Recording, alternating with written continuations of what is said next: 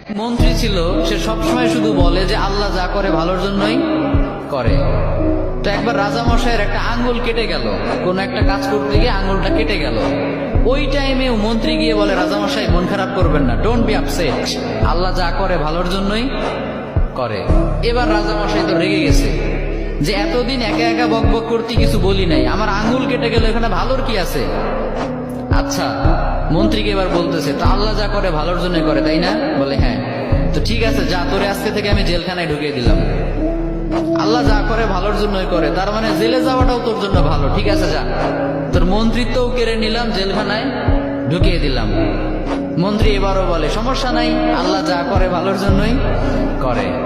তো এবার রাজামশাই আরেকটু রেগে গেছে যে পানিশমেন্ট দিতে চাইলাম, উল্টো দিকে আমাকে নিয়ে ঠাট্টা করে, ভালো লাগতেছে না, কি করবে? রেগে মেগে কয়েকটা লোক নিয়ে, তার সাঙ্গপাঙ্গ যারা আছে ওদেরকে নিয়ে জঙ্গলে চলে গেছে শিকার করার জন্য। কি করার জন্য? পশু শিকার করার জন্য। তো পশু শিকার করছে করছে, ইন দ্য মিন টাইম কয়েকটা লোক তাদের উপর হামলা করলো। এরা হলো জঙ্গলি মানুষ, এদেরকে কি বলে? জঙ্গলি মানুষ, বুঝতে পারছেন? মানে এরা জঙ্গলি। ওদের উপর হামলা।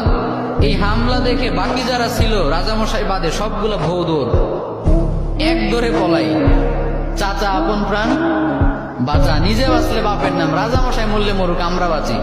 আর রাজামশাই তো সুখে শান্তিতে বসবাস, দৌড়ানোর প্র্যাকটিস নাই। ওই আল্লাহর বান্দা একটু দৌড় দিতে না দিতে ধরা পড়ে গেছে। আর অন্যদের তো হেঁটে দৌড়ে অভ্যাস আছে, ওরা পালিয়ে গেছে। এখন রাজামশাইকে সবাই ধরে নিয়ে চলে গেছে এক জায়গায়। আসলে রাজামশাইকে তারা নিয়ে গিয়েছে জবাই করার জন্য। কি করার জন্য? তাদের বিশ্বাস মতে প্রত্যেকটা বছর তারা তাদের দেবদেবীর উদ্দেশ্যে একটা করে মানুষ উৎসর্গ করে।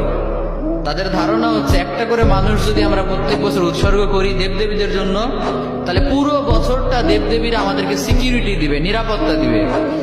তো ওই কারণে রাজামশাইকে নিয়ে গিয়েছে, শুয়ে দিয়েছে, জবাই করবে। এখন যেই না জবাই করতে যাবে, ইন দ্য মিন টাইম একজন চিৎকার করে উঠে বলে, স্টপ, থামো, একে দিয়ে হবে না। কেন, কি সমস্যা?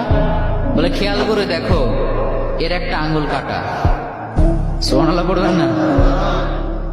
আমাদের দেবদেবীদের জন্য উৎসর্গ করতে গেলে একেবারে পারফেক্ট মানুষ লাগবে, যার কোনো খুঁত নাই, কোনো খাত নাই। এই লোকের তো একটা আঙ্গুল কাটা, একে দিয়ে আমাদের কাজ হবে না, ওকে ছেড়ে দাও। সুবহানাল্লাহ পড়েন। রাজামশাইকে ছেড়ে দিল। রাজামশাই খুশিতে এক দৌড়ে এসে জেলখানায় এসে মন্ত্রীকে বলে, মন্ত্রী মশাই, আপনি ঠিকই বলছিলেন, আল্লাহ যা করে ভালোর জন্যই করে। কিন্তু একটা জিনিস আমি এখনো বুঝলাম না, আমার আঙ্গুল কাটার কারণে না হয় আমি বেঁচে গেলাম, তার মানে আল্লাহ যা করে ভালোর জন্য করে, বুঝলাম।